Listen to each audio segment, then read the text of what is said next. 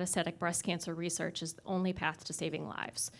With dedicated funding, we can unlock the science of metastasis, develop more effective treatments, and give patients more time with their families.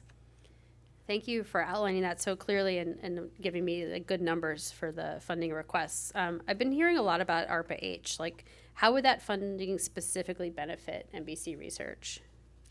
So with more funding, it can focus on why cancers metastasize and actually how to stop that process, which could completely change survival outcomes. I mean, if we can cure metastatic breast cancer, we can cure all breast cancers. I guess so. Yeah, you're right.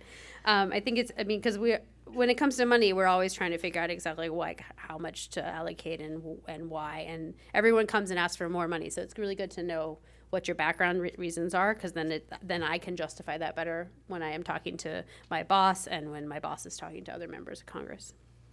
So thanks so much for taking the time to meet with us today. I mean, if you have any additional questions for us, we'll be leaving behind some information with you.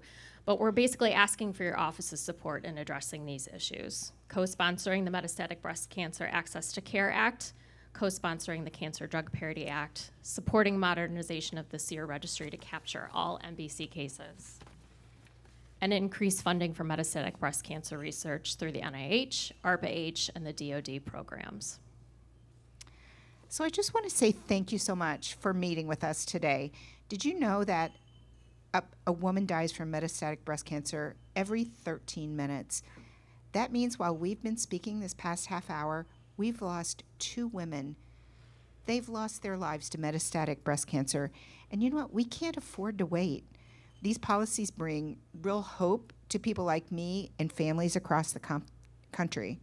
Oh my gosh, thank you both for coming and sharing your stories and for coming to DC. I know it can be a real challenge to do that sometimes.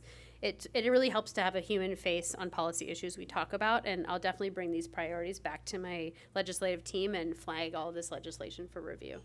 Thanks, we really appreciate that, and we'll be sending you a follow-up email with our contact info and all the information on the bill numbers. Oh, perfect. Thank you again for coming in and for everything you're doing to raise awareness. Really appreciate it. It was a pleasure. Yeah. Thank you. And then you shake their hand. And scene. Dramatic reading brought to you by. So thank you so much for participating. That's awesome. Here. Oh, you want that one? Sure. So that was, I just wanted you all to see that, because I think sometimes if you see something, those of us who are auditory learners or visual learners, it's better a way to like internalize it and have it be something you're prepared for. Yeah.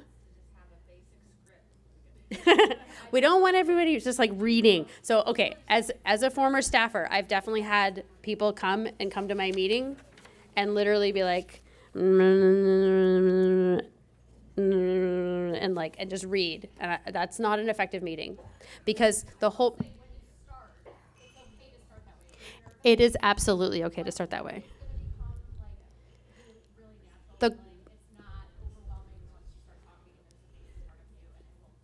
The goal is to have a conversation, right? The goal that you're not going to make a presentation on the Hill. You're going to have a conversation on the Hill. And I know it can feel intimidating, but they're people who care, and they're there because they care about making policies, and you're there because you care about making policies, right? You're there to share your story. They're there to hear your story. So they want to have a conversation with you. I still remember some conversations I had with advocates, including advocates in the breast cancer space, that I had way back as like 2007 when I started on the Hill. Okay, I still remember people and the stories they told me. And so just know that you can plant a seed and have a really incredible conversation. So one thing I wanted to do as I was thinking about this is, and as people are coming up with good stories, is anyone willing to come up and give us their to do their story for an oral parity issue for the whole room? Is anyone willing to do that? Oh, we got a volunteer. Awesome. I have a mic for you. Come on up. Because I want everybody to sort of hear a story. Because if you don't have a good one yourself, you can easily say, this group of people I'm here with, we had a conversation about this yesterday, and this is the story that Susan told. This is Susan's story. It might not be yours, but that doesn't mean you can't tell it. So is this a story that I'm telling Yeah. them? Yeah. And I'm keeping it as an elevator story, so it Yes. has to be condensed. Yes. Okay. I'm a teacher, so that's why standing in front of you is not a big deal to me. So Susan Ruskowski, I'm from Toledo, Ohio. I'm ER/PR positive, HER2 negative, BRCA2. Would you like me to give you all those differences and what they mean? I can. I was diagnosed in 2019. My surgeon at the time said I had garden variety cancer and that she was just going to get in there, do a little lumpectomy, take out my little tiny tumor, and everything would be great after that. I did not have any kind of garden variety. I don't know what garden variety she thinks she's going with, but I had a cancer that ended up turning into something that's going to kill me and kill 117 other people every day. How that happened was after several surgeries, after several times in plethora of meetings of me saying, I have a lot of pain. I have pain. This isn't real pain. I'm an athlete. I know pain. This isn't normal pain. As we've discussed, I went into the ER, got my CT scan, a week later, PET scan, and at that time found out 2 of my vertebrae were broken. I've been walking around with 2 broken vertebrae for a year at that point in time. So from there, I went and had a kyphoplasty surgery. So I had spinal surgery after all of my reconstructive surgery that sent me into a coma, sent me into a lot of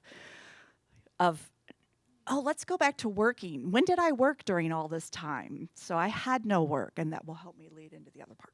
So I was unable to work because of all of my surgery complications. Then I find out I'm metastatic, and I go into more surgery, more complications. I am now metastatic for 5 years. I've had radiation 8 separate times, and I'll be back into radiation in 2 weeks. Thank you. Thank you so much, Susan. Thank you so much for how to introduce yourself and do your story of how you've been impacted by this. Does anyone have a story about an oral parity issue that they would like to share as an example that other people could hear and reference tomorrow if they don't have their own? Okay, Kate, come on. Yep. Good, because I got to use the mic. So my experience is kind of the opposite of what you would normally hear from people that have to pay thousands of dollars out of pocket. I've been living with metastatic breast cancer for almost 10 years, and fortunately for me, my first line of treatment is working, but it is administered through an IV. I have a port. I get it every 3 weeks. The bill that comes to my insurance company is $45,000 every 21 days. But because it is administered through an IV, I pay my out-of-pocket, and I'm done. There are people here who are receiving their medications in the mail and getting hit with huge, life-changing bills that they have to pay for their drugs. That's not fair. The way that your medications are administered shouldn't dictate how much your insurance is covering. It is way easier to get a package of pills in the mail, take them daily, than it is to have to go to an infusion center, be hooked up, sit there for hours, have multiple nurses come in and attend to you. So the Cancer Drug Parity Act evens the table, the cost of treatment for all patients. Yeah, that's awesome. I really like the reverse of that. Yeah, exactly what you said. I'm so fortunate, and Yeah. if this line of treatment fails me, what comes next, research today is leaning towards oral chemos. Like that is the future of administration. So if I have to change to something else, it's suddenly going to become an exorbitant expense Yeah. for me. Yeah. And I think that's a really good way of explaining it, Kate. I really appreciate the fact that you were able to find a way to say I'm getting the benefit of this medical benefit, but it, it could change very quickly. Right. And it's not fair. Yeah. For the person sitting next to me with the exact same diagnosis. Well, it's a good way to show that you can tell the story and not have it impact you directly. Like I have an oral parity story of I had to pay out of pocket for the anti-nausea drug that would have otherwise been an IV. So that's my version, but Kate's version is just as impactful, even though she doesn't have an oral pill right now. Did you have one you wanted to share? I had a question. Yeah. Just something, because it is a misconception in the MDC world. Sometimes we do not look sick. Oh yeah. So oftentimes, if Team New York right now went in and spoke with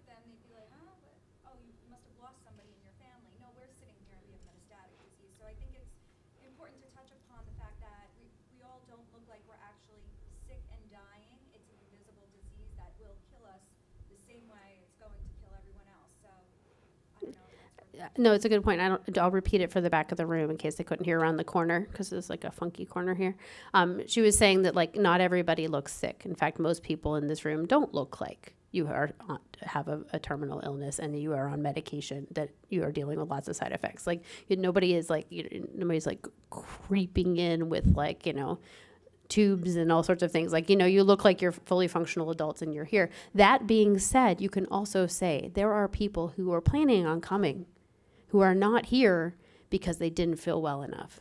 We have people who couldn't come because they couldn't fly, because if flying would impact their lungs and their lungs are not able to handle that right now. We have people who had to have surgeries, people whose infusions were rescheduled, all sorts of reasons that people aren't here today. So like when you have a Hill day, it is generally, most people come. Most people register and then come.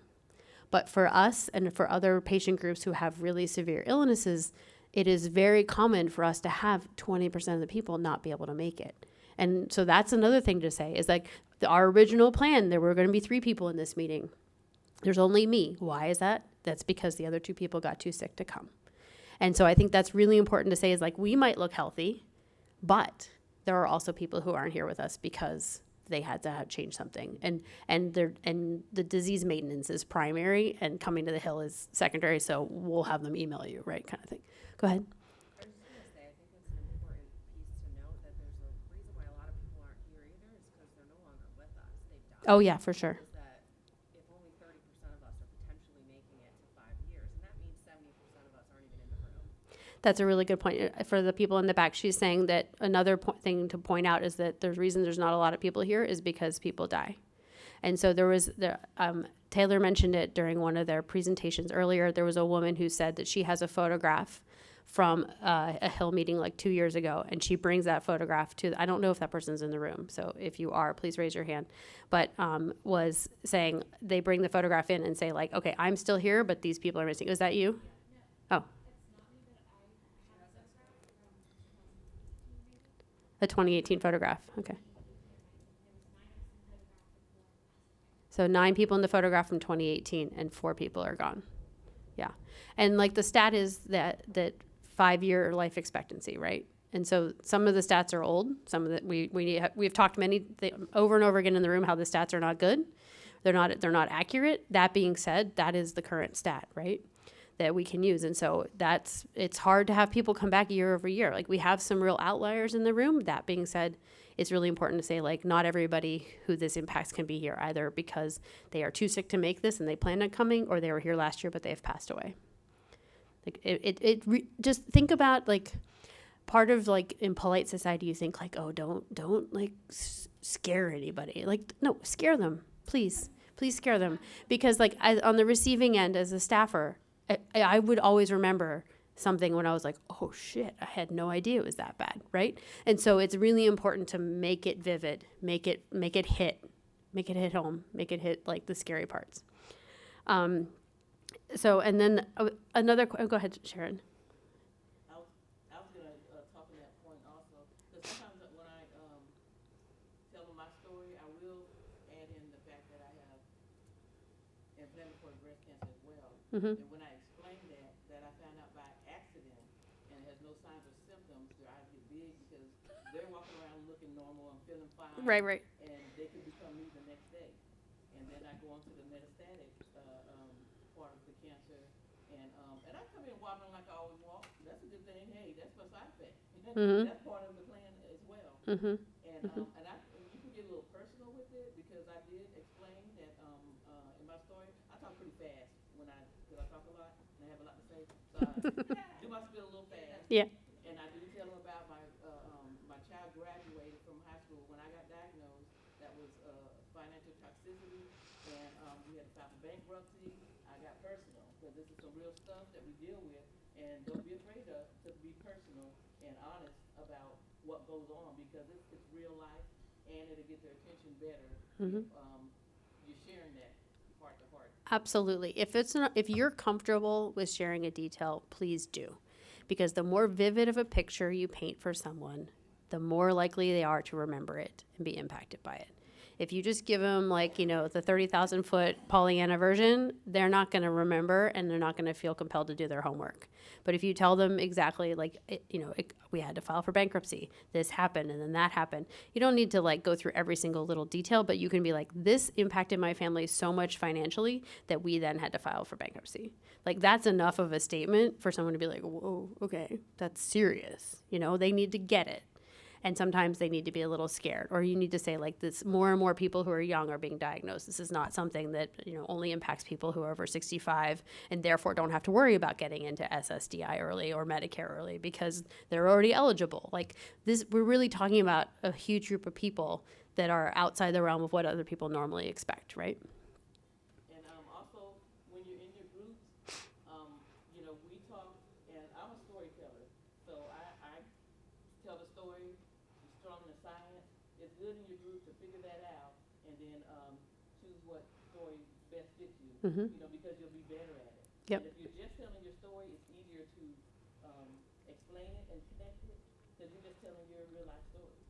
So, Absolutely. Like once you figure out who you're going with tomorrow, like figure out who talks about which bill.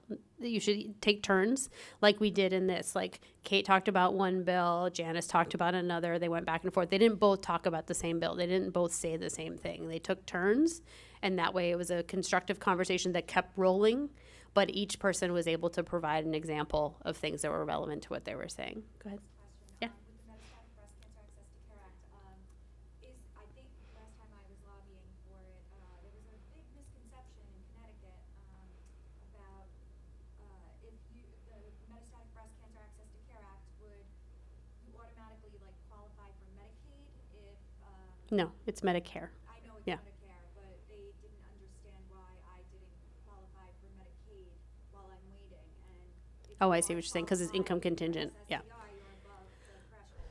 Well, I mean, that it depends on each state because each state's Medicaid different levels are different and eligibility is different. Like you can be in Alabama and if you make more than $5,000 a year, you're not eligible for Medicaid. It's hideous, but the thresholds are really different from each state, and so that is a state by state question. And then you can say that's the state who needs to fix that, the Medicaid eligibility part. So yeah. Does anyone have a good example of clinical trial experience that they would want to share with us that we could then take to the Hill if there's a conversation about that? So most of what we're talking about is just general and has nothing to do with the shutdown, right? However, the thing, if you go into an office and they say, how is what we're talking about relevant to the shutdown? Like, what's the crisis right here, right? Then you can talk about the fact that there are no new enrollees in clinical trials. Research is paused. The peer review process, all of the sort of internal things that it takes in order to proceed with a clinical trial and research are on pause, right? So does anyone have a good story that they're willing to come up to the front and share about being in a clinical trial? I don't have I wasn't in a clinical trial myself, but I was part of a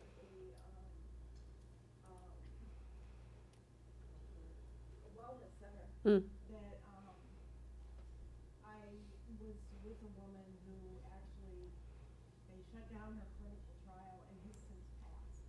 Yeah, then share that story. She was saying that she was part of a wellness center that had to shut down because of I'm assuming the stuff in the spring, and that there was someone who was enrolled in that clinical trial there and who has since passed because they were not able to continue along the clinical trial. So like these are really important to share. This is part of the conversation about being able to explain the impact of like, okay, we're shut down. I'm glad you're still here in this office to have this conversation, but this is what's happening. Because one of the things that we, as Metaviver, did in the very beginning in January was like when they started the whole like we're not talking, there's no communication coming in and out of HHS. That caused a big problem because everything had to grind to a halt, and so we put out a big blog post about it. Go ahead, Kelly. So if I have an example of how the shutdown has affected things. Here, come up and use a mic, because you have your mask on and. That doesn't matter. We need a mic so you're louder. You're actually not loud enough, Kelly.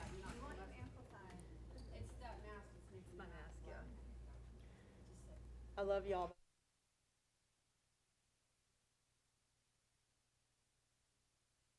Okay, so I have an example. Crap, I walked up here and I forgot it.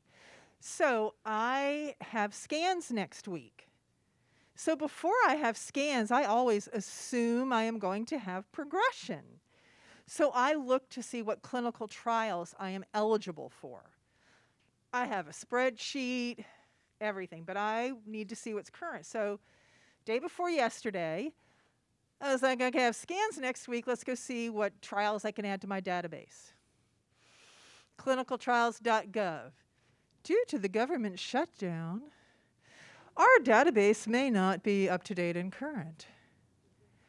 So that is a concrete example of how the fact that the people we pay have decided to shut down the government and how it can impact those of us living with metastatic breast cancer. They do say that at NIH, anyone that's in an NIH trial, it's currently ongoing, that the trials are still happening. But what if you're supposed to start that trial next week? You can't start it. It's only the people that are currently in it. So I think there are a lot of concrete examples that we can share about the impact of the shutdown. When things were shut down earlier this year and research at the NIH stopped, mice died, cell cultures died. It takes a lot of time to build that back up. So if research is delayed, a few week delay in research may delay drugs that could come from that research out by a couple years. A 6-month delay, half of us in this room are going to be dead. So those are the impacts of the government shutdown on people in this room. Exactly. I mean, it's stark, but I think that's the kind of thing, like, this shutdown game is not a game for people whose lives depend on access to research and to ongoing clinical trials, et cetera. It is not a game. And I think, like, you don't have to say Republicans, Democrats, like, leave the parties out of it. That's not the point. The point is while you're shut down, people are dying, and they could have had access to one last thing, or one thing that would have made it so they could stay along long enough to get to the next thing and the next thing and the next thing. So it is really irresponsible with the lives of the people who are in this room for the government to be shut down and for clinical trials to be on pause. Go ahead, Janice. I think in addition to what just clinical trials, and Kelly sort of Research. alluded to that, and Nathaniel talked about, the research, we start basic and Yeah. translational. Mm-hmm. So if you're an advocate that actually collaborates with researchers that do NBC research, I have several that I collaborate with out of Baylor College of Medicine. In fact, one of them, Gloria, did. Oh, yeah. Yeah, that was Yes. great. So what happened is I was the patient advocate writing a letter of support last fall for for research that was going to, it was translational, it was possibly going to lead to discovery of a new treatment for metastatic TNBC. We have so few treatments for TNBC at this point. Everything got shut down. She had part of her lab team that had to be let go because they no longer had the funding. Yeah. So it goes well beyond just us being in clinical trials. It also starts all the way back Yeah. at that basic and translational research. If our labs and our researchers can't be funded, we're gonna So Janice's point is twofold. One, it's the direct impact of the shutdown, right? Because money's not flowing. However, it is also a conversation of why are we asking for $51 billion for something? It's because we need to have this basic research. We need to have this ongoing, continuous, predictable investment in research over decades, over years and years and years, to be able to have a trajectory where we have good clinicians, we have good scientists, there's not a brain drain, we are actually able to maintain this. And that's one of the biggest challenges that we're facing right now, is that continuity of funding that needs, this investment that needs to be there. It used to be that the NIH was like the bipartisan agreement. Like people would partisan bickers about how much money to spend on ag and education and all these other things, but NIH people agreed that there should be funding, and they didn't necessarily agree that there should be like a massive increase, but they agreed it should never go down ever, because everybody gets sick, right? It's not a partisan thing. There's not like political affiliation does not predict your like health outcomes, or like likelihood of getting sick. It could predict your health outcomes, but it definitely does not predict whether or not you ever are diagnosed with something. So that was a continuity of investment that is under fire now because everything is under fire. So my point is to really talk about like the reason we're asking for this funding is because we need it for basic research, like Janice was saying, and we need it for clinical trials. We need it for all of the things. And most of all, it needs to be predictable. It needs to have a continuity. It can't do this. Because if something ebbs and flows that much, you can't predict, you can't keep animals alive, you can't have a long-term plan for your research. You can't do that if you need to like lose staff, retrain staff, find new staff, back and forth. That doesn't work that way. You need that institutional knowledge and continuity for really good research to have a possibility of coming out. Someone had something over here. I'll get Shannon. I think sometimes they don't understand the importance of clinical trials until you start mentioning the common drugs, you know, antacids and diarrhea medication, Tylenol. So sometimes you got to bring those things up to, you know, get them to understand. Yeah. You know, The other thing is like, because of such a partisan nature of everything right now, you will know the political affiliation of the office you're going into, right? So you're going to have a little bit of an inkling of how far you can push or what you can complain about, in part because one of the major premises right now for the Democrats who are holding out on the CR, CR basically meaning like we'll continue funding it, we'll bridge. Well, this is like a bridge of like, we'll just keep funding it until we can finish our homework, right? So, but their contingency is we'll do this, we'll give you the bridge if you promise to actually put things back to give people access to healthcare because they'll have tax subsidies or they'll have Medicaid coverage. So if you're going into a Democratic office, you can probably really wax poetic on that kind of issue about healthcare access and this is this money and this is how much I can't afford and this is what we need to do. If you go into a Republican office, that's not going to get you anywhere, right? So focus on the issues, focus on the flat funding conversation, funding conversations, a little squeakier, a little less poetic license. But like you can have a nuanced conversation and you'll know who you're going in to talk to, right? You don't talk about you don't talk about campaigns, you don't talk about like, oh, you're gonna get reelected if you do this. Like that's not the conversation you have, but you talk about the policy and you talk about who it impacts.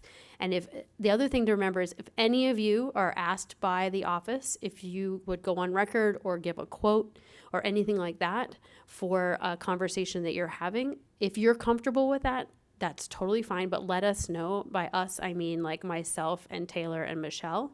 Let us know because we can help you either come up with a good quote or make sure that we can like follow up on that conversation, et cetera. And the reason I'm saying this is that we've had at least one office already reach out to us saying, we'd love to talk to your constituent who's coming into us about the impact of the shutdown on them or healthcare or access to healthcare for people they know. So you're here and like, the water's boiling here, okay? So that you might be approached for something that would be a little more than walking in and being like, this is who I am and these are my asks. Thank you for listening, right? It's more than that sort of regular cadence of a conversation. So does anyone else have any questions? Do you feel prepared to tell your story in an effective, succinct way? Awesome. I'm so glad.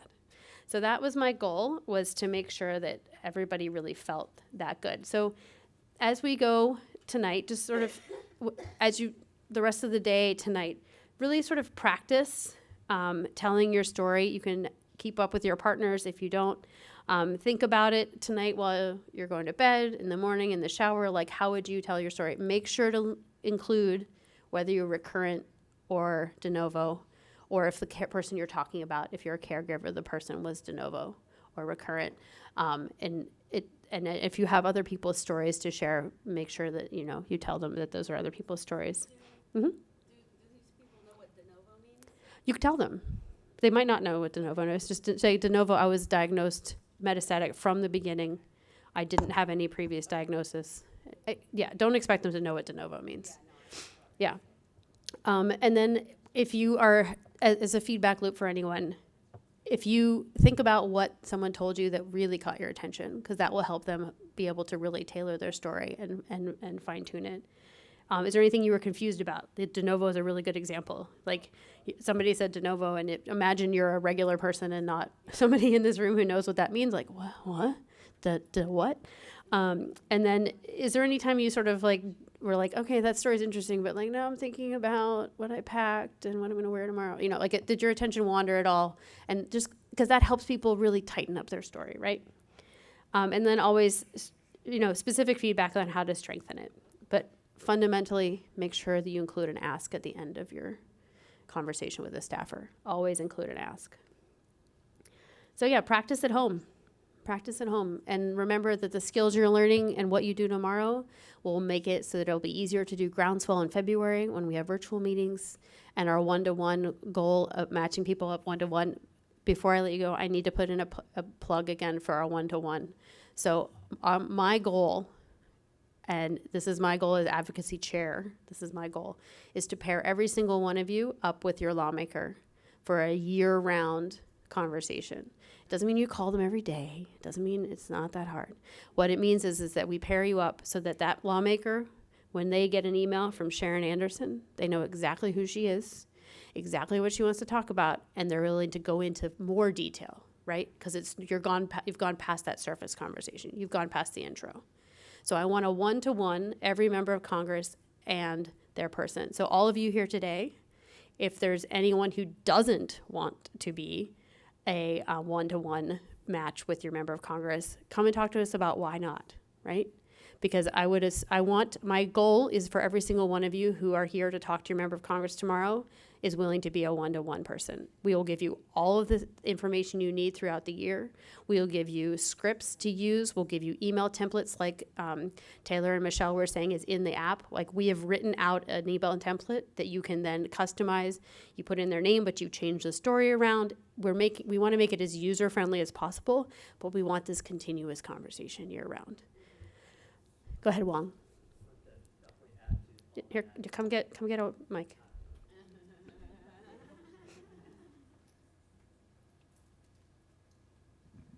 Yeah, thanks, Alpha. Yeah, to that note, I agree absolutely with all of that. And I think we definitely want the shock and the stories to stick. What I've found to be really useful is at the end of the conversation, we don't want to be known as the ones who are like the angry group, right?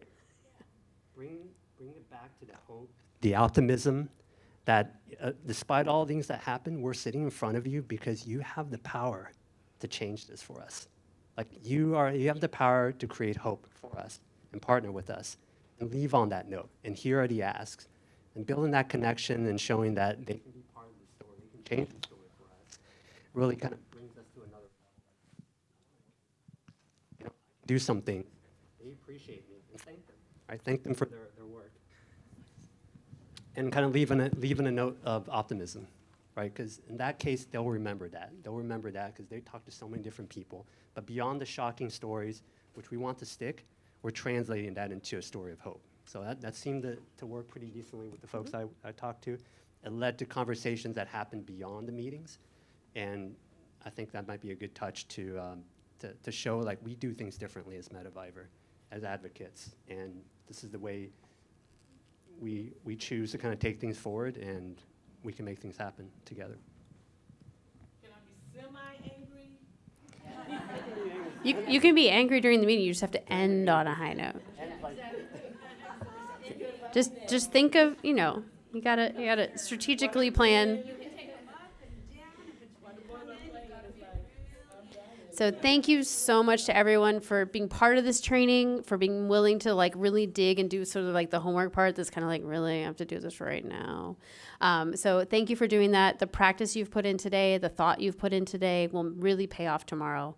It'll make it so it's a lot easier, honestly, and also less tiring because you already know what you're going to say. You won't go into the meeting and be like, okay, I got to think of what I'm going to say now. So we're really doing that. And then we're going to have a little break. I'm assuming Kelly's sneaking up to announce a little break. before our last session for the day and then our reception. But just thank you so much for thinking hard, being vulnerable, and realizing that like this is hard work. This is hard to tell your story. It's emotionally draining. Like these couple days are hard. And I think that I'm really appreciative of you being here.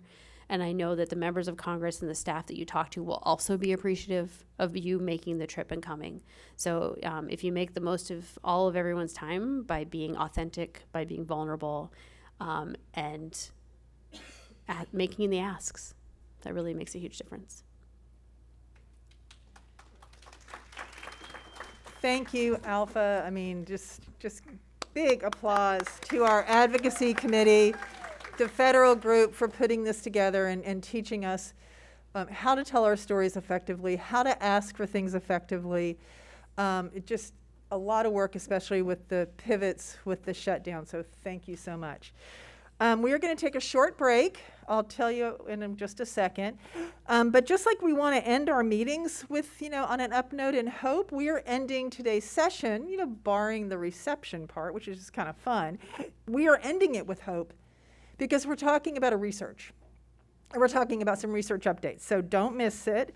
So we are going to, it's now, Alpha has to put her glasses on, I have to take mine off. It's now 3:26. So let's come back here at 3:40. I'm giving you a 14-minute break if my math is right. Michelle has something she needs to say. Yes, Michelle? Okay, come up. Just come up. Yeah. We have had some meetings that there were TBD that have been confirmed, so double check on your app. Sarah, we are meeting with Nancy's folks. Yay. Yeah, meetings continue to kind of be in flux, and one of them, I'm looking for Karen Capelli and Linda McNabb. Are either of you lovely? I was right next to you, and I had to come all the way up here for it. I will be right back there. Okay, so Awesome. 3:40 back here, we're going to hear a research update from one of our scientific advisory board members who has received Metavira funding, and I'm going to talk to you guys a little bit about our whole research program. Thank you.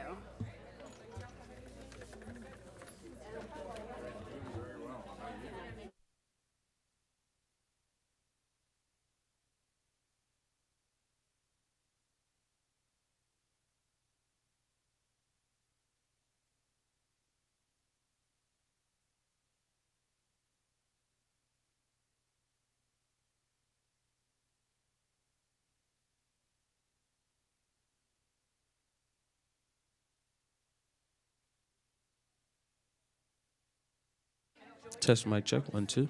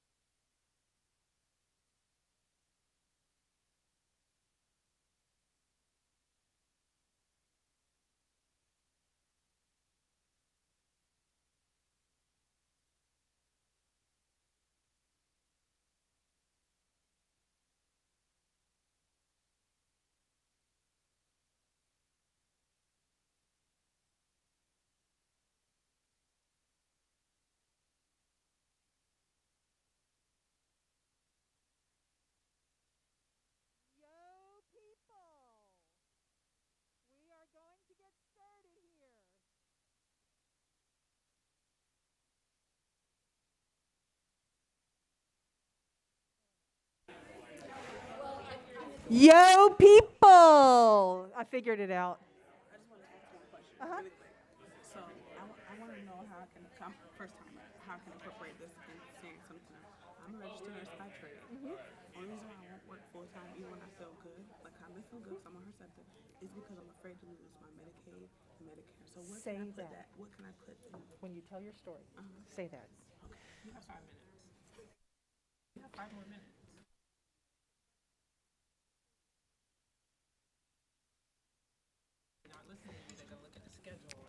Okay, people, so we actually have another 5 minutes because apparently I didn't look at the schedule when I pulled 3:40 out of my hat. So you have 5 more minutes, now 4 minutes, and then we will get started on the next part.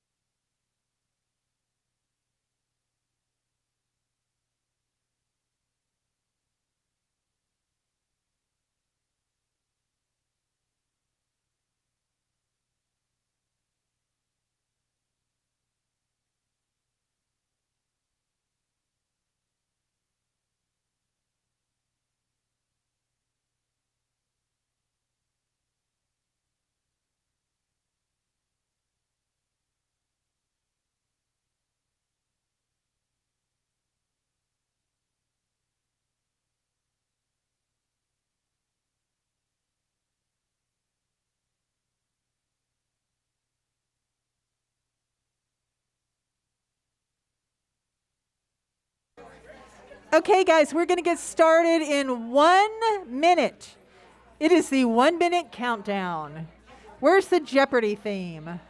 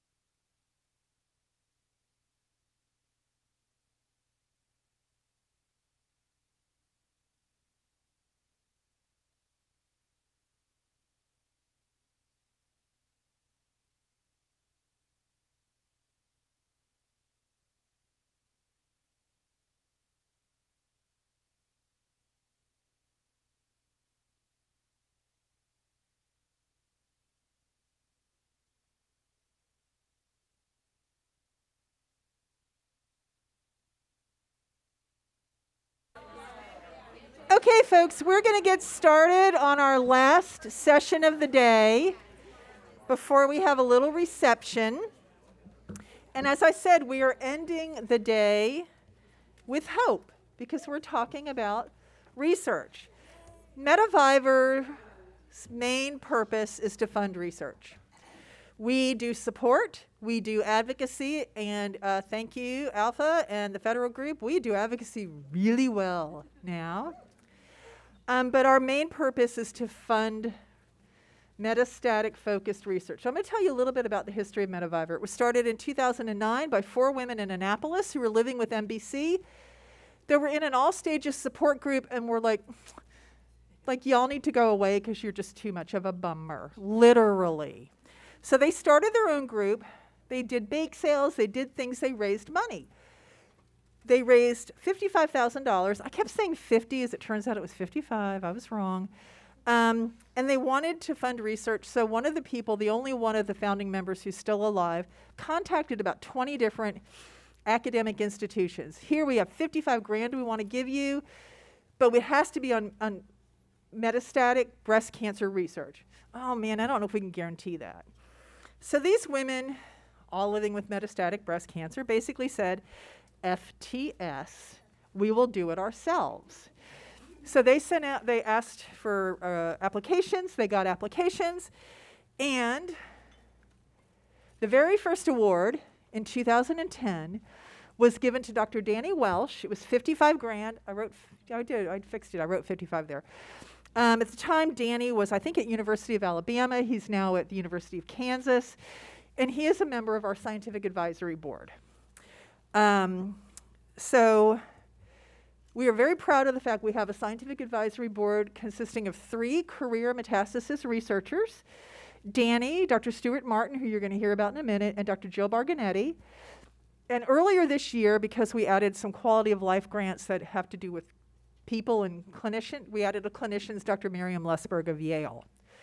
So in 2010, we started with 55 grand. We have since then awarded 218 grants totaling $37.25 million. This is an actual graph of what we distributed in every year. You can see there in 2019, we had a huge amount. We did what was called a Founders Award that year. We had some money that was donated to us. We got more money that year, and we were able to do a couple of big grants.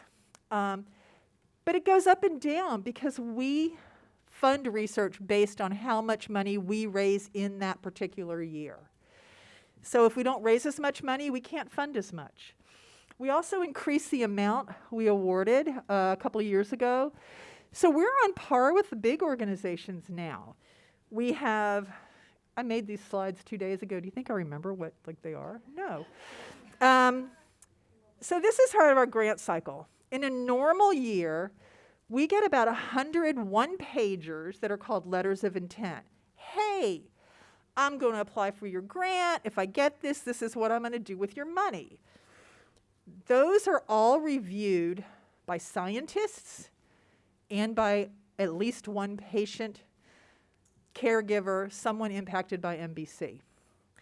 Of those, they're scored. Our scientific advisory board meets virtually, and we're going, okay, these look great. Let's invite this percentage, this number, to apply for full grants. Normal year, we get 100. We got 197 this year.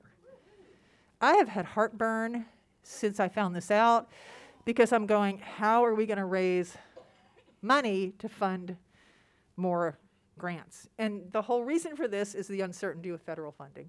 100% in my opinion. So I don't know what that office thing is there. And that's a typical average year. Probably the last several years it's been roughly 100. And then this year it was 197 letters of intent, which then winnowed down to a certain number of full applications. So we send out the letter of request in January-ish. By the time June arrives, we've gone, okay, these letters of intent are awesome. We're going to invite them to submit the full applications. They submit their full applications, which are multi-pages, many, many pages. And then they're assigned to scientists that are experts in that particular area of metastasis research and to patient advocate reviewers. The reviews were due September 30th. Some of us might have sent our last review in on October 3rd or 4th. But I get the ones that people, for one reason or another, they can't finish them, so I get them and I'm like, crap, I got like 2 days to do this. And then our contractor person, that's called a scientific review officer, collates all this information, puts all the scores in a spreadsheet. This will all go to our scientific advisory board. We have a meeting in November where the scientific advisory board, which is our scientists and me, because I'm pushy and I put myself on it, and a couple of other members of our research committee will look at these grants, we'll look at the scores, we'll look at how much money we've raised to date. We'll kind of go, well, we tend to raise money, a fair amount of money in December. We think we're going to have this much money. We can fund these grants. If we have enough money, here's some we're going to fund. And if we had all the money in the world, we wouldn't fund these. So we kind of do that. We recommend the grants to funding. It's discussed at our board meeting in December. And then we will announce who got the grants in January. So Metaviver wants you to be a patient advocate reviewer, because we are the experts in living with disease. And you do not have to be a scientist. You do not have to have any kind of background except for about MBC. And you look and you read what's called a lay abstract that's supposed to be written in lay-friendly terms, and I ding them if they don't, to say if this, oh, I misspelled patient too, damn. So to say if this works, this would be impactful. So on our website, our beautiful redesigned website, thank you, Wong and the website team, because our new website is amazing. You can sign up to be a patient advocate reviewer. There is training. You're not just thrown to the wolves, but we need this. And so now I'm very, very pleased to introduce Dr. Stuart Martin, who is been on our scientific advisory board for I don't know how many years now. Just after Danny, I was the second. Just after Danny. So he's been on it for a long time. He started when he was 12. So our scientific advisors are eligible for something we call an advisor's award. They may be our scientific advisors volunteering, doing this for free, like our board of directors, doing their things for free, but they are allowed to apply for the scientific advisory board grant. They have to do, we do cut them a break. We do not make them do a letter of intent, but they have to do a full application, just like everybody else. It's reviewed by scientists and patients just like everybody else. So Stuart is going to talk a little bit about the work that he has done that's been funded by Metaviver. He is just up the road at the University of Maryland. So I am thrilled to have Stuart here to talk about the research. All right, thanks. All right, thank you, Kelly, very much. It really is a privilege to be here today, and I just wanted to start by thanking all of you for your dedication and your effort to travel here, to go through all the training, to prepare yourselves to meet with all your legislators. It really is incredibly important, and it is already actually having an impact. The advocacy is having an impact. Despite proposals to cut NIH by 40%, the appropriations committees of both the Senate and the House have proposed small increases for NIH. Now, that is only the appropriations committees.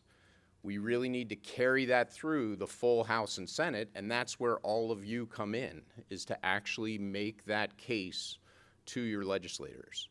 And so I'd just like to thank you all for the efforts that you're taking over these days to make that case. I think it ends up being very important to tell your own personal story, right? The hardship and the pain that is both for you and for your families, to your representatives, but then also to remember that you are a representative for all those patients who are affected, right? You are telling your personal story to those representatives, but then you are representing tens of thousands or hundreds of thousands of cancer patients across the country. And I say this myself because I'm actually a 32-year survivor of thyroid cancer, right? Thank you. And thyroid cancer has some advantages in that they're very effective treatments, they're very effective ways to monitor the disease. But what we learn from that, we can apply to other cancers, like breast cancer. And in terms of the United States as a whole, each year, 2 million people are diagnosed with cancer, and 600,000 will unfortunately pass away. And so when we think about where to invest our national resources, 2 million people affected, and that's 2 million families affected, 2 million circles of friends affected. And so it really is a huge impact and needs strong advocacy, and you all are doing that. So thank you very much. Okay. And so I'll just talk here a little bit about the research and how we can target the vulnerabilities of metastatic breast cancer cells. And so my lab focuses on metastatic breast cancer. The discovery that we made was when you put tumor cells into a free-floating environment, they form these long extensions on their surface that had never really been seen before. And so we name these microtentacles. The reason we name them microtentacles is they help the tumor cells reattach in distant sites during metastasis. And so my role right now is as Deputy Director of the Greenbaum Comprehensive Cancer Center. Just last year, we had a new director join us, Taufik Awanakoko, who moved from University of Pittsburgh. He's a physician scientist with expertise in lung cancer, and so he's really helping us grow our programs. This is our new cancer hospital that will open in the middle of next year that we're very excited about. In terms of my background, I did my training at University of California, San Diego. As I mentioned, I'm a 32-year, UCSD, we have somebody from UCSD here? California, just rooting for California. I know this whole table over here is California. And as I mentioned, I'm a 32-year survivor of thyroid cancer, so I was actually diagnosed when I was 23, right? So as a new graduate student undergoing my studies, diagnosed with thyroid cancer at that time. Been through 2 surgeries, multiple rounds of radiation, all those sorts of things, and thankfully doing well after 32 years, right? And I think that really is the hope for everyone, is that a cancer diagnosis, after that, there are decades of life to continue, and that cancer is not a concern for that. So when I think about what I've done during those 32 years, I completed my PhD, I did my research training at Harvard Medical School, I got married, I had 3 kids, I raised all those kids so that the last one is now doing her senior year of college, and pretty soon all 3 are out in the working world, right? And so those 32 years have been as a result of the effective treatments, right? And so the same thing we want for every cancer. So I did my postdoctoral training at Harvard Medical School, and then I started at the University of Maryland in 2004 and had a joint appointment with the Greenbaum Cancer Center. And so I joined the pharmacology department about 5 years ago as the Angela and Harry Brody Professor of Translational Cancer Research, and I'll explain what that name means in a second. But some of my key mentors were the director of the Cancer Center, Kevin Cullen, Angela Brody, who I'll talk about in just a second, Amy Fulton, who directed a group on hormone-related cancers focused on breast cancer, and then Peg McCarthy is someone who's really helped me learn to take on a leadership role at the university.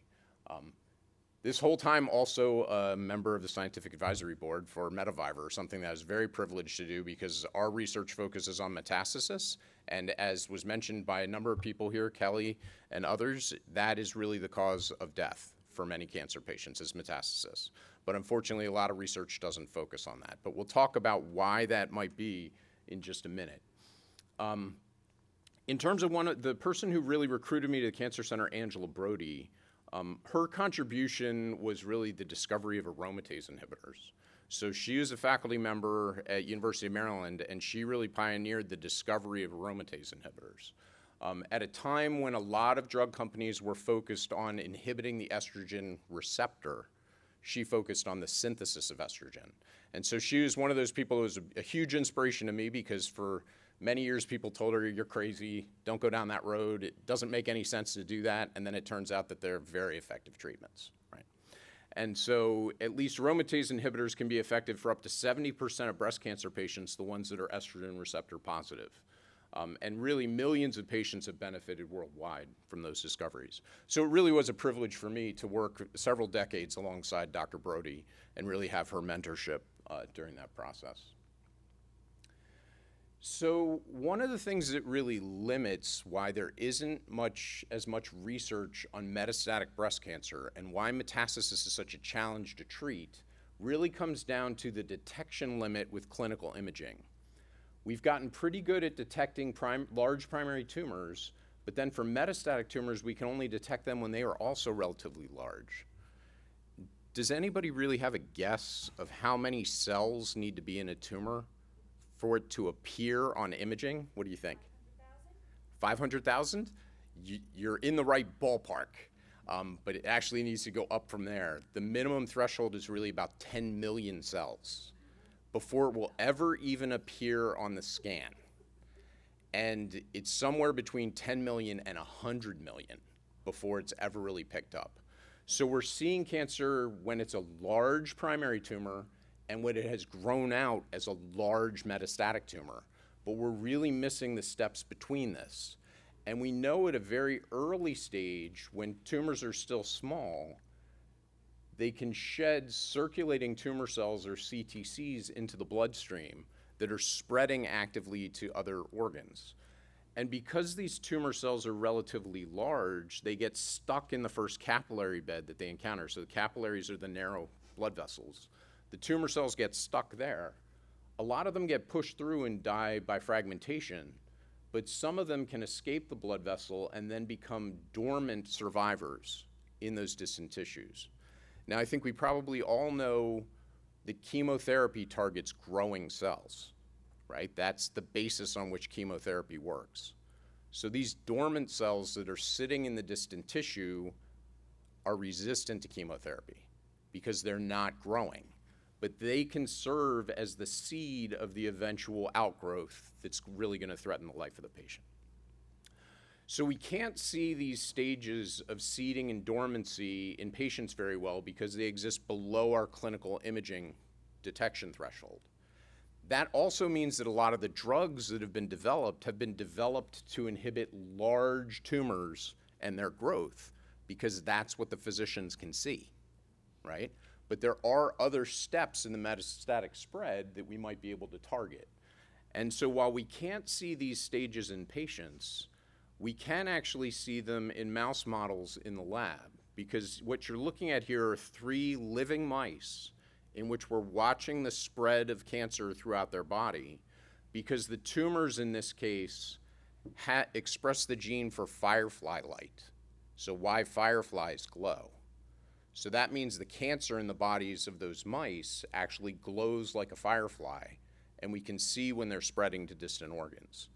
So when those cells are in the bloodstream of the mouse, we can see that the majority of them get stuck in the lungs. Again, this mouse is alive. We're just looking at the glowing light with a very sensitive camera. A lot of those cells get lost, but then they eventually outgrow in the lung and lead to the death of that mouse, just like they would for a patient. And so with technologies like this now, it's more possible for us to learn different ways to eradicate these cells when they're very small, when they're traveling from place to place in a metastatic patient. We can learn different ways to inhibit them, to either delay or eliminate metastatic recurrence. And so my lab really focused on this from the standpoint of what can we do to target the metastatic spread of these circulating tumor cells. And this is relevant to people who have a primary tumor that metastasizes, or many metastatic patients who say have one metastatic lesion from stopping it from spreading to multiple other places, right? For breast cancer, a lot of the first metastasis that appears is in the bone, but from there will spread to other soft tissues like lung, liver, and brain that end up leading to a lot of challenges for the patient. So we started to think, are there ways in which we can target these cells?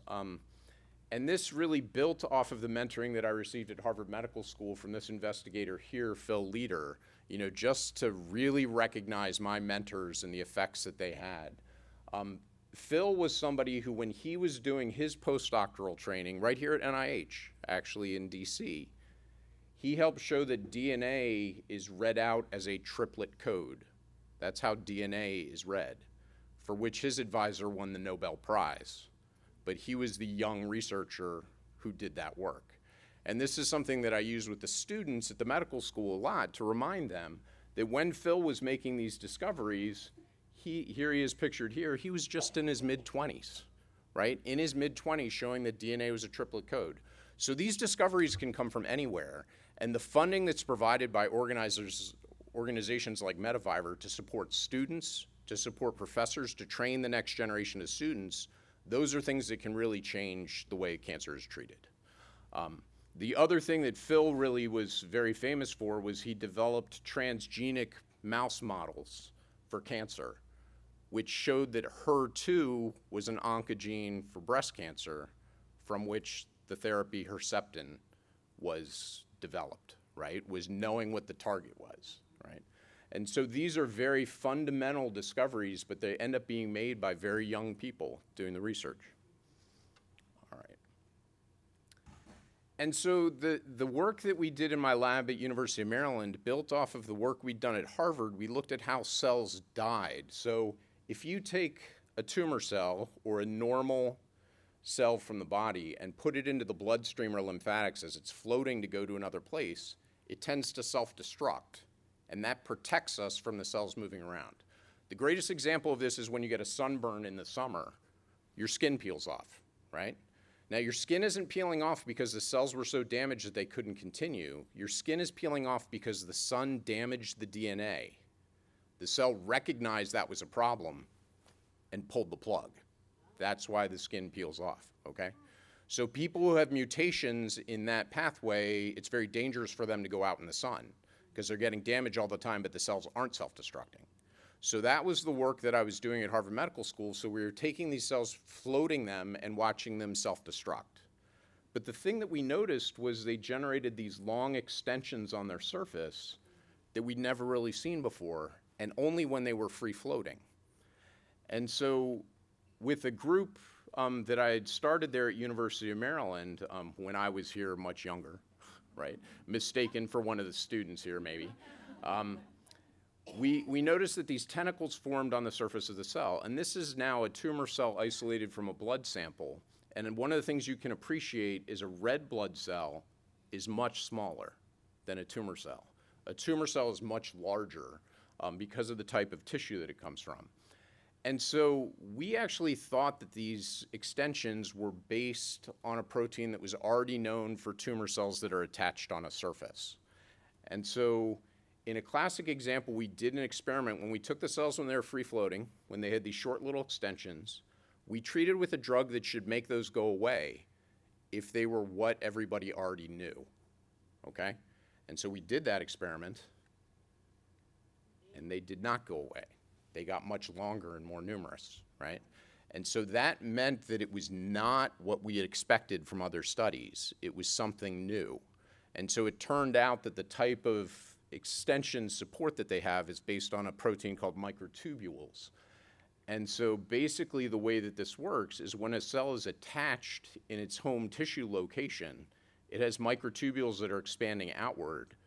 They're squeezed inward underneath the cell by another network of filaments, and it's that balance back and forth that basically balances the cell shape. And we can image this if we look here at a cell that's attached and we image the growing ends of its microtubules. It looks like this. So this is a single cell, and you can see the microtubules sort of stretching outward toward the sides, okay? My students always make fun of me for acting out what cells do, okay? But I can explain to you why cells do this. Microtubules are how a cell defines where its center is. As an example, if you had to put your body in the center of a dark room, you could do that by stretching your arms out against the walls and equalizing the pressure in 3D. So that's what the microtubules are doing all the time. They're sort of probing the edges of the cell and then pushing the center to define where the center of the cell is. But I think as you're saying, the cells are also then essentially sort of spring-loaded. So the majority of human tumors are carcinomas, and breast cancer is predominantly carcinoma as well. What it means when you say a cancer is a carcinoma, it means it comes from epithelial cells in your body, which form the linings of your organs. So the majority, about 90% of human solid tumors are carcinomas that come from these lining cells. And so that is breast, prostate, colon, liver, bladder, lung. All of those are epithelial carcinomas. And this may be part of the reason why they're so good at spreading around. So in a cell that's attached to matrix here, the microtubules are restricted, but the cell is spring-loaded, right? The cells that form the linings of your organs are tasked with forming a barrier, right? They're supposed to attach to each other, otherwise your organs leak, your gut leaks, your lungs leak, those sorts of things, right? So they're tasked with that. So when they're separated from each other, they automatically make an attempt to re-engage each other. And so that's what happens if you do the same type of imaging and you detach the cell. Now you can see the microtubules are going outward, but you can see they're actually pressing beyond the surface of the cell. All going outward now. If there's a way to teach them how to go inward instead. Yep. So, and that's a great point. There are actually FDA-approved therapies that can reduce them, right? And so we're working on exactly that right now. And so if we think about where this plays a role in the metastatic cascade, the primary tumors release cells into the bloodstream. When they do that, they form these tentacles. Now, thankfully, a lot of them self-destruct, right? So metastasis is a very inefficient process. A full-size tumor that's being imaged can release hundreds of thousands to millions of cells into the bloodstream every day, but a lot of them self-destruct, and they don't succeed. Others will get pushed through capillaries by blood pressure and die a death by fragmentation. But the cells that reattach use tentacles to reattach. If we look at a green tumor cell here attaching to red cells that make up the blood vessel wall, we can actually turn this over, see where the cell is breaking through the blood vessel, but also cut through in cross-section. And what we found is the tentacles actually find the gaps in the blood vessel wall, which is what allows them to reattach, okay? Is there a way to take away these tentacles? There is, yes. And the question is where to apply that during therapy, but it's something that we're working on for sure. The other place where these tentacles play a role is in the formation of clusters of tumor cells. So tumor cells will stick to each other and form a cluster in the blood. They will also form clusters with white blood cells of the immune system. And if we look at two breast tumor cells here and label the cell on the left green, then we can see what that one cell is doing. And it's actually using its tentacles to encircle the neighboring cell and hold them together as a cluster. Because there are proteins, are they stickier? So they are stickier, again, because the epithelial cells are supposed to form a barrier. Right. If they find themselves alone, they try and find each other to reseal the barrier. It's essentially a wound healing process, right? The epithelial cells are trying to reform the barrier, but that's also making them very good at embedding themselves in distant tissues. Or if you could make it slippery tubes instead of sticky tubes, Yep. it wouldn't, and eventually So there are multiple different ways to sort of target it. You could target the stickiness or you could target the extensions. And the other way this plays a role is when they stick to cells of the immune system. But the reason there's so much interest in the tumor cells that are able to form these clusters in the blood is they've been shown to have up to 50 times higher metastatic potential. So an ability to spread to other tissues that's 50 times higher. And so people are not entirely sure what all the reasons for that are, but now we know that the tentacles are a therapeutic target to actually break those clusters apart, right? And make them less efficient at spreading to distant places. All right. And so then I'll just mention quickly one of the technologies that we've developed in the lab, which is really a collaboration of a very large group here on how to now be able to apply this to clinical samples.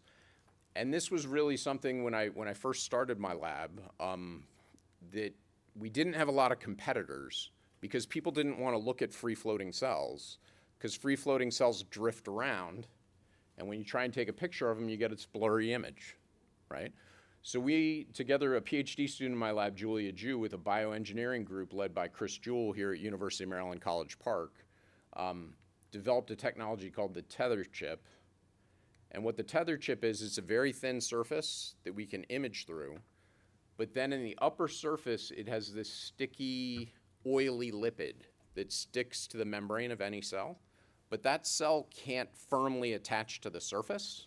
So it keeps behaving like it's free floating, but allows us to do a single cell analysis from patient biopsy cells and those sorts of things. And so when we now image cells on the tether chip, we can see their tentacles moving here, I think. Maybe not. Yeah, there. And if you look in the background, you can sort of see debris, but the tentacles are stuck there and the cell's stuck there. This actually allowed us to write a computer program to automatically count the tentacles.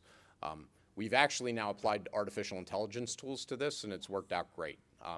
Surprisingly enough, we had an undergraduate summer student who came in, who we said, take 100 cells and trace them by hand. Here's the center of the cell. Here's one tentacle. Here's another, right? So the poor college student could do that for 100 cells. But then we used his human being recognition of the structures to train the AI to do it itself. And now the AI can do it itself with new images where the human being doesn't have to trace it by hand, right?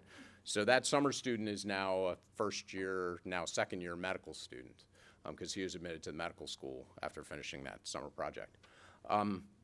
The other thing actually that was very interesting that we learned in this study was that the tentacles that are on the surface of the tumor cells are very sensitive to the chemicals that they use to prepare clinical samples. So there's formaldehyde that's used to sort of freeze the cells. If we take a cell that is forming these tentacles, in this movie you'll see a flash when the formaldehyde comes in, and watch what happens to the tentacles. So the tentacles are moving, the formaldehyde comes in, and they just get disrupted, and they almost immediately begin to break down. So this means that anybody who's preparing a patient blood sample with formaldehyde, which is done routinely for cancer studies, is destroying the tentacles, right? So they're not able to see it. Oh, and I guess that stopped there. If we instead, on the tether chip, allow the tentacles to stick down to the surface and then add the formaldehyde, you'll see a flash here. You see a little flex here, but the other ones are automatically cross-linked to the surface. And so this allowed us to preserve them. Julia, who wrote this paper, this also allowed her to extend the analysis to other types of cancer beyond breast cancer, and we find these tentacles in colon cancers, lung cancers, and prostate cancers, right? And so that's why we think it's a common characteristic of carcinoma cells because of their epithelial. All right, and then I'll probably just present this and then maybe one other short thing so that I don't drone on too long. Do you guys have another event after this? When is the? Just a reception after this. At what time? I want to make sure I don't. Okay, very good. Just tell me. Just tell me if I should stop when. Since oh, okay. So we're not waiting on somebody else. Okay, very good. Oh, well, that's important. The food and the drink. Yeah. All right. So in one of one of the parts of the study that was definitely funded by Mediviver was looking at could we apply an FDA-approved therapy to actually reduce the metastatic potential of the circulating tumor cells, as a tumor spreads from one place to the other. And this study was, the lead author on this was the research supervisor in my lab, Kiata Thompson, who had a paper in breast cancer research in 2022. And basically what she did was she used the tether chip to test FDA-approved therapies for which ones inhibited the tentacles the most. And from that, she found a drug called vinorelbine, which is a microtubule destabilizing drug, which actually reduced the tentacles. Now, since vinorelbine was approved to target tumor growth, she wanted to test could it have a specific effect on the metastatic spread of the tumor. And so to do that, she just treated the mice for 24 hours with vinorelbine, just a short pulse of drug. That did not make a difference in the growth of their primary tumors at all, and the mice lived the same length of time. But when she took that same 24-hour pulse and applied it when the cells were circulating through the bloodstream, traveling from place to place, in the mice that were just treated with the drug vehicle, they trap in the lungs, they're lost over about the first 24 hours, but then by 3 or 4 weeks, you're starting to see those dormant cells reemerge in the lung as a model of a metastatic tumor regrowing. And so that's what the control mice look like. The ones that she treated with vinorelbine just for 24 hours, fewer of the cells trapped in the lungs, and the recurrence was strongly delayed. So that single 24-hour treatment with drug improved the median survival from 8 weeks in the control mice to 30 weeks in the mice that received a 24-hour treatment with drug, right? And so this is essentially a proof of concept of when we have patients who we know might be at risk of having their disease spread around, they have high circulating tumor cells, are there therapies that we can use to make those circulating tumor cells less successful? And a lot of the treatments that we have, surgery, radiation, or chemotherapy given before surgery, raise the risk of scattering the tumor around. And so therapies like this might be something that a patient would have at the same time to make sure that any cells that are scattered are unsuccessful in where they go, right? And if we can keep the metastatic tumors holding together and staying in one place, we can hit them with proton therapy, we can hit them with radiation therapy, we can potentially remove them with surgery. The problem we have is when those very few tumors spread and become multiple other ones. Did you have a question in the back? Yeah. Oh, it's vinorelbine,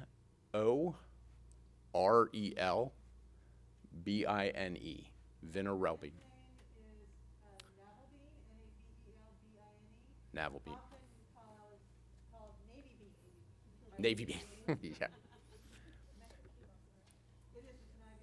Yeah, and so this is essentially just a proof of concept at this point, but it indicates that when a patient's tumor is being treated, maybe it would be an advantage to just have this drug for 1 week or something during the time at which there was a risk of cells going elsewhere, right? So that's sort of the approach that we're looking at. The other thing too is the types of drugs that attack the tentacles are ones that we already have that are FDA approved. The taxanes will hyperstabilize microtubules, and compounds like vinorelbine will make them go away, okay? But those drugs that are already approved attack all microtubules indiscriminately, so they can have a lot of effects on normal tissues. What we're learning is there are very specific subsets of microtubules that are responsible for these structures, and those might make a source of the next generation of microtubule drugs where they're not targeting all microtubules, just the ones that make the tentacles and that kind of thing, right? To maybe have fewer side effects and more effective therapies. And so in the cells that were isolated from blood samples, we could apply computational methods to actually analyze the number of microtentacles per cell and the average microtentacle length in response to vinorelbine. Since we're not looking at the cells growing, and we're just looking at them having tentacles or not, we can judge that drug response in only 1 hour. So we can do it very quickly. And we can also do it from very small numbers of cells. With this type of computational analysis, we could get high statistical significance from as few as 11 tumor cells. So that means we could use the patient's biopsy, we could use circulating tumor cells to actually judge which drug responds the best, okay?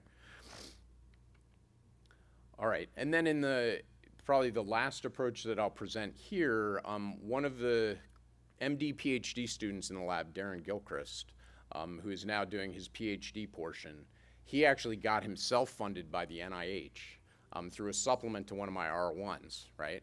Now, unfortunately, he had the experience of that supplement getting canceled and then reactivated and then canceled and reactivated. Right now, it's reactivated. So he's going to graduate and go back to medical school in February, and so we're hoping the funding will last through in time for him to do that. But the really interesting thing that Darren did was he didn't even look at the tentacles. He took the tether chip, he put the cells on the tether chip, and you can see they hold their position, and then he can follow them here over 3 hours, 6 hours. You can see they're holding their position. By 6 hours with the red arrows, they're starting to self-destruct because they're not getting an adhesion signal. On the tether chip, they think that they're still free floating, so they start to self-destruct. And by 24 hours, pretty much all of the cells here have died by that self-destruction. These are normal mammary epithelial cells, so they're not the ones that form tumors. If he took metastatic breast cancer cell lines and did the same thing, after 24 hours, only one cell in this field has died by self-destruction. The rest of them are resistant. The thing that was surprising to us was because we're looking at the single cells and they hold their position, he could also see where single cells divided and became 2, or 2 became 4. So he was seeing active growth in the absence of an attachment signal, okay? And so this then could be an indicator of essentially how dangerous a patient's tumor is. If he takes the non-tumorigenic cells, over 24 hours, about 80% of them die, and none of them undergo division. If he takes the metastatic breast cancer cells, after 24 hours, only about 10% die, but about 20% undergo active division, okay? And so Darren is now extending this to a group of patient-derived xenografts. So these are called PDX. This is when they take tissue directly from a patient and they transplant it into a mouse to grow the tumor. And that's been shown to keep a better match with the original patient's tumor than trying to make a cell grow in a plastic dish, right? Because growing in a plastic dish is a very high hurdle for it to clear. This is through a collaboration with Baylor College of Medicine, and somebody mentioned Baylor here a minute ago. The reason we're collaborating with Baylor College of Medicine is because they kept the clinical outcome information for all the patients who gave tissue. One of the things that's surprising is a lot of the public resources like NIH and other places have collected the tissue from patients, done a complete DNA sequence, complete RNA sequence, but they did not do the study in a way that they could follow the patient's outcome, where the cells metastasized to, how long the patient survived, right? Baylor did do that. So now we have 10 of these sources of cells from patients who had an average survival of only 1 year, and 10 from patients who had an average survival of 11 years. So that allows us to match up the behavior of the cells with how long the patient was able to survive in ways that wouldn't have been possible with some of the other public resources. But the other thing that it's revealed to us is really a huge gap in the current field. The current method for growing patient tumor cells is to take them out of the patient, transplant them into mice for breast cancer.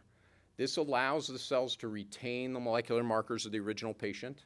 In some cases, it can be an indicator of patient prognosis, and it can also mimic the metastatic pattern in the mouse.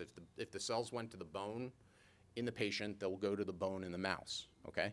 So those are the positives. The disadvantages are it can take longer than 6 months for the tumors to grow in mice. And for about 50% of breast cancer patients, the tumors never grow in the mice. So you just lose that information. And for that 50% of patients, you have no cell to work with to try and develop better therapies. So people are trying to find better and better ways to either grow the cells in mice or grow them in dishes as sort of 3 organoids and that kind of thing. And those efforts are great. We're actually trying to go in the other direction and saying if we take the cells out freshly from the patient, what can we do in 24 hours to determine how dangerous is that tumor cell and which drugs does it respond to the best, okay?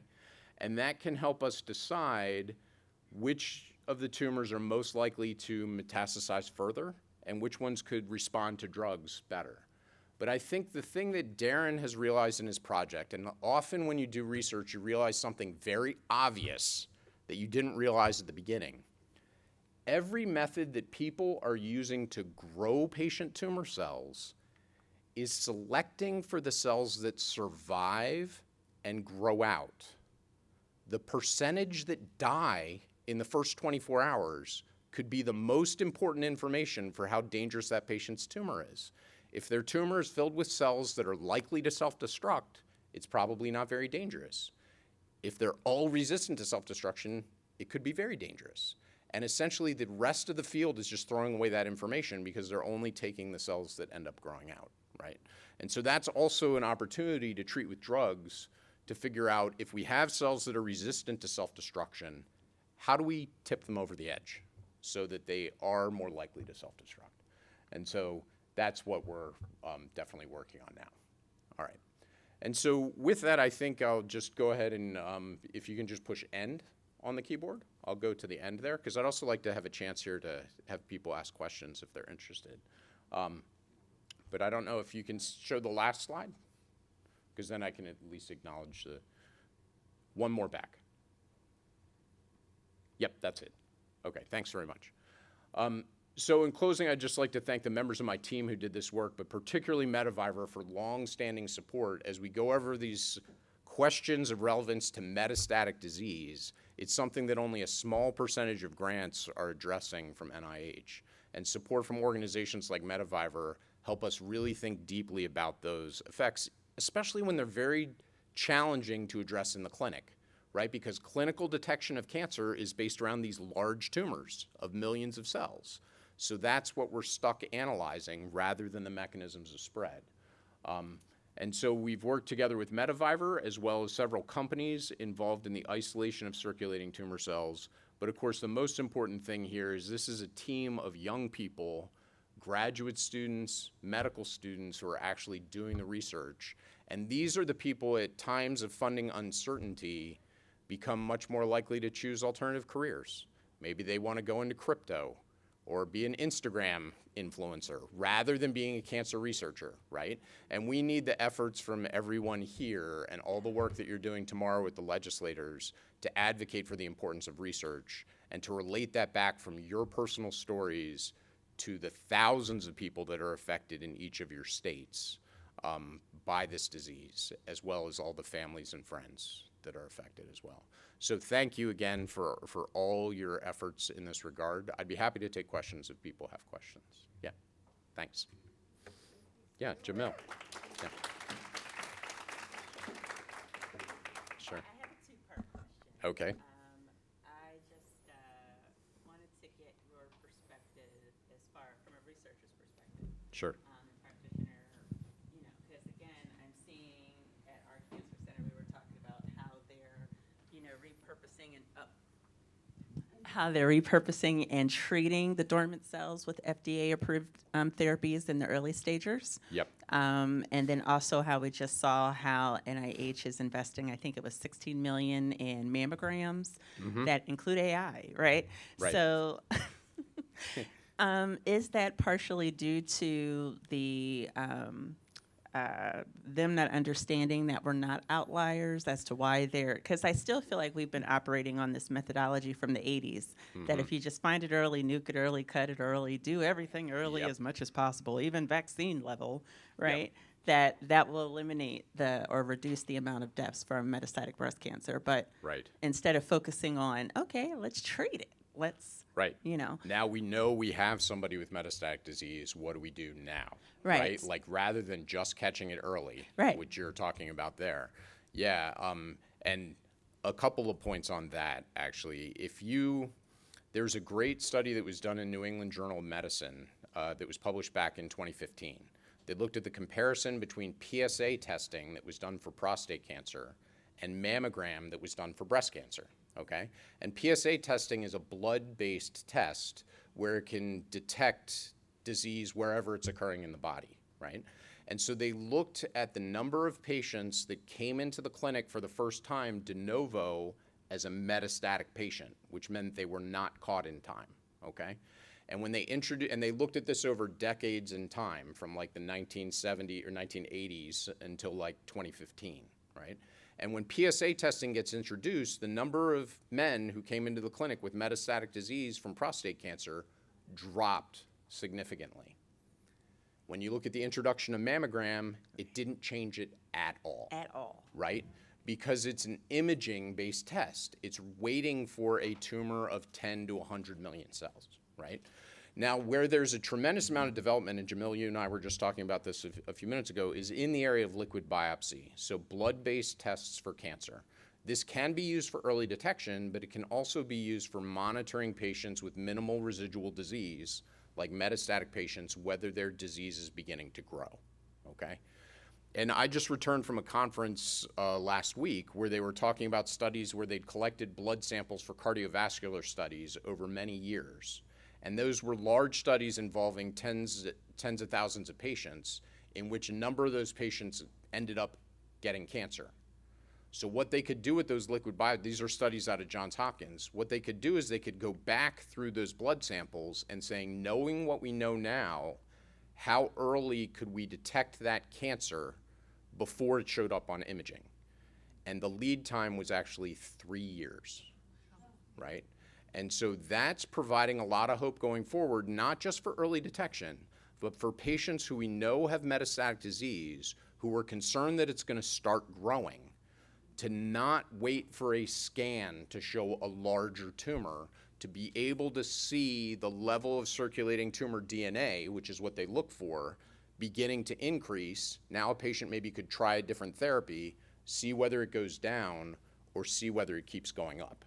Right? You answered the other part of my question. Did but I? Is it a policy issue where it's on us to really, Advocate. Is that's impacting the amount of research and why they're like, oh, mammograms, that makes sense. Let's put 16 million over here. Right. And it is absolutely. And so some of the things that you all are doing with sort of the comparison between injection-based drugs versus oral-based drugs, there's likely to also be a contrast and comparison between imaging-based tests and blood-based tests, and making sure that the blood-based tests get covered by insurance, are available to everyone. Because what makes those tests valuable would be to have them be inexpensive and frequent, right? So that you have people who take them, because this is one of the lessons from PSA testing.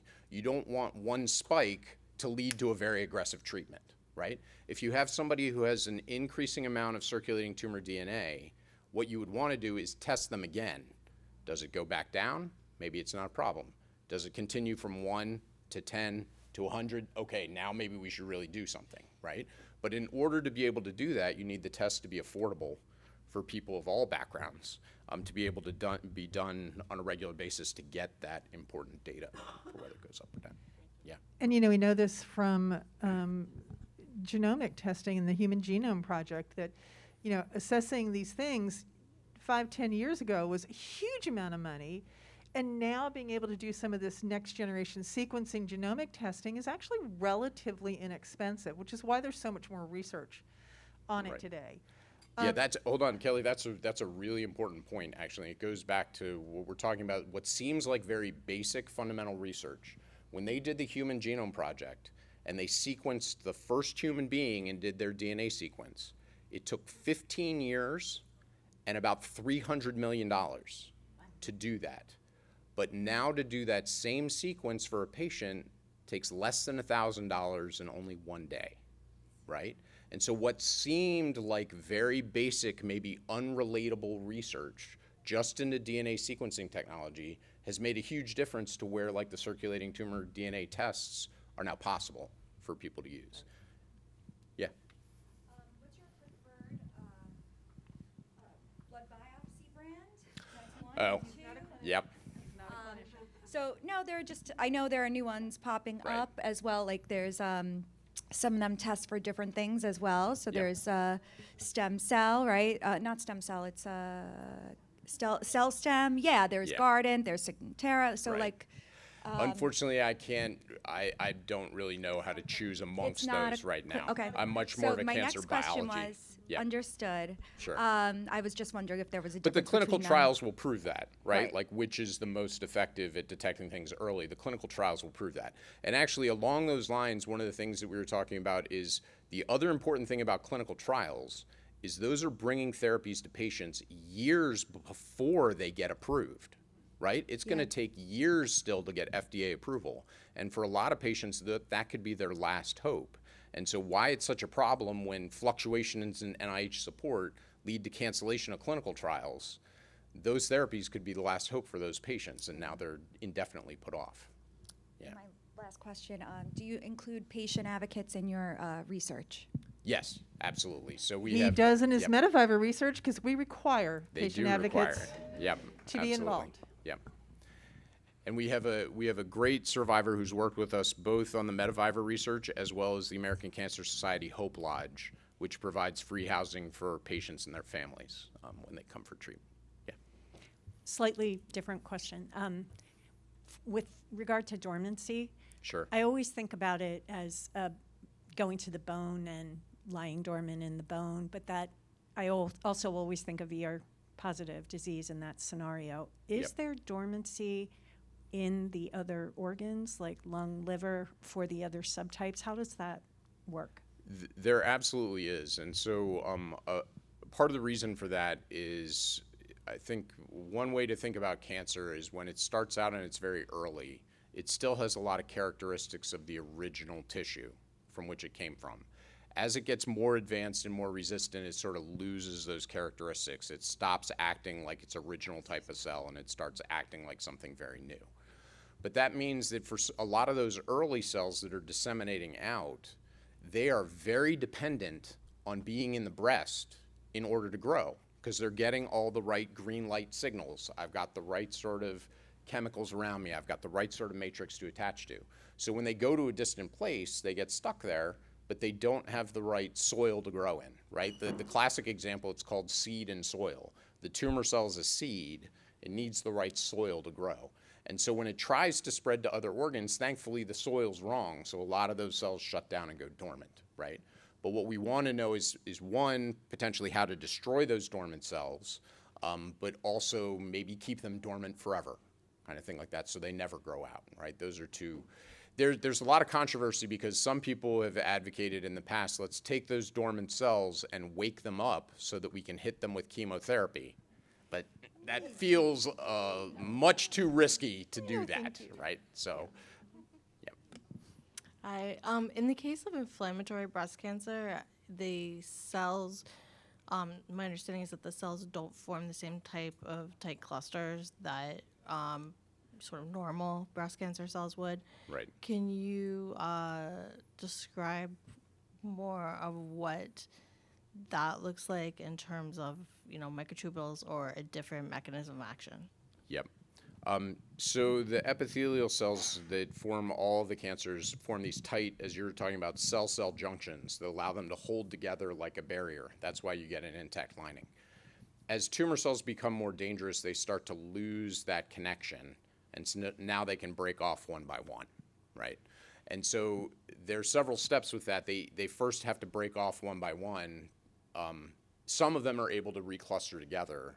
In the case of inflammatory breast cancer, if it's lost those cell-cell junctions, it might not be able to. But it can still form junctions with the immune cells, right? And so if it binds to immune cells and they're not consuming the cell, they can still help it go somewhere. The same student who did the tether chip study, she had a recent study looking at neutrophils, which are part of the immune system. And they'll form tentacles. We were surprised by that. They actually do form tentacles. They'll cluster together with the tumor cells, and then that helps the tumor cell migrate, okay? Now, it migrates better. It doesn't necessarily migrate faster, but the cluster will migrate to a signal for the immune cell or a signal for the tumor cell, right? So the cluster gains a new ability to respond to two different types of signals. Right? So that's why the ability to cluster with the immune system could be so important. But the thing that you're talking about, the ability to break down the cell junctions, is essential to when the tumor first releases itself and tries to go somewhere else. So, yeah, you have a question there? Thanks. Thank you. Can I go back to the dormant cell issue that you just discussed? So here's my thinking, and tell me whether it's reasonable or how I'm wrong. in the early stage, you have early stage disease, and people get adjuvant chemotherapy afterwards because they're high risk. Right. If they have dormant cells, those dormant cells aren't going to be affected by the chemo. Correct. If you wake them up, Yeah. if you have a way of finding out whether someone has the dormant cells, or there's a way to wake them up, you Yes. then you could kill them then. Right. They're getting the chemo anyhow. Yep. And the purpose of it is to kill all the cells. Yes. And that's a reasonable case, and that's the one that a lot of people make for sort of the reasoning behind trying to wake the cells up. The question is and this is where I think people don't necessarily know the answer to this question yet, if you have 100,000 cells that are all dormant, maybe only one of those is going to succeed and grow out. So do you really want to wake up the other 99,999 just to try and take out that one, right? Or would there be a different way of sort of going after that? But with regard to your question about whether there are, questions that are, wrong to ask or whatever, literally the most exciting new things that we found are when our predictions for the question that we're asking were wrong, right? Like we thought that everything worked a certain way, and we asked a question to see if that was correct, and the data told us, no, that's wrong, you need to go in a new direction.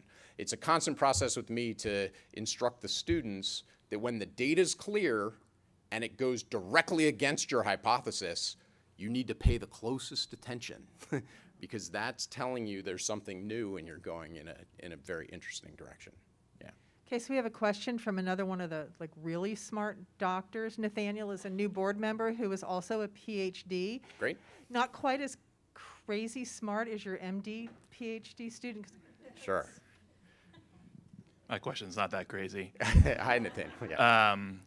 So one of the challenges in CTC-based anything, right. Diagnosis, monitoring, condition, and so forth, is that oftentimes in clinical samples, CTCs are exceedingly rare. Correct. So I guess maybe I had the same question phrased two different ways, which is kind of have you found or looked for kind of what a minimum threshold is to do some of the assays that you've developed? And then is there a way to amplify the signal from something that's exceedingly rare to do this array of assessments? And there might be both. So we're doing a study right now in 50 metastatic breast cancer patients for CTCs, but we've also expanded that to patients with lung cancer. And the reason for this is that patients with lung cancer tend to have more of the circulating tumor cells than patients with breast cancer. And this is essentially an issue of a large tumor cell hitting a small capillary and getting trapped. From most of the time, those get trapped in the capillaries of the lung, because any cell that's circulating from almost anywhere in your body will come first to your heart and then to your lung into the small capillaries. And that's where a lot of the cells get filtered out, right, and get stuck there. For lung cancer, they're going outward from there, so they're less likely to get stuck there. But this is a really important question because it means if you're causing shedding of CTCs, where they are shedding is into the capillaries of the lung, and that's not being monitored, right? And so that's why we need to develop new therapies to offset that or find ways to get them out to the peripheral circulation so you can detect them. The circulating tumor DNA tests that we were talking about with the liquid biopsy, those are not influenced by the size of the cell, right? They're looking at the fragments of DNA. That's why those tests have become much more effective in the clinic for detection. Because they won't get stuck in the capillaries. But in what the circulating tumor DNA test doesn't tell you is which therapy is going to be best to reduce the metastasis. It can tell you whether the disease is there or not. It's a detection technology. It's not a targeting technology, if that makes sense. Although it can be used for monitoring, there are some excellent studies going on looking at circulating tumor DNA, pre-treatment, treating, looking at these lab tests 1, 2, 3, 4 weeks later to see if a drop in the fraction of circulating tumor DNA has happened, and it might predict that this therapy is working or not working long before we can see any evidence of that on imaging. It's a hot area of research. I review a lot of grants for Medivive or for other organizations, for the DoD. And super hot area of investigation, and that I think holds a lot of promise for us. I wanted to get your opinion on what do you think about them targeting the signal that's sent. So when a patient is receiving chemotherapy, and so it's almost as if it sends out a bat signal to the cells that then become dormant because they're saying we're self-sacrificing. We're not going to be active and spread. And so that way we're, pretty much reserving our energy. We're going to go dormant so that we're not impacted by the chemo, and then we're going to surge later. So. Yeah. So what do you think about the research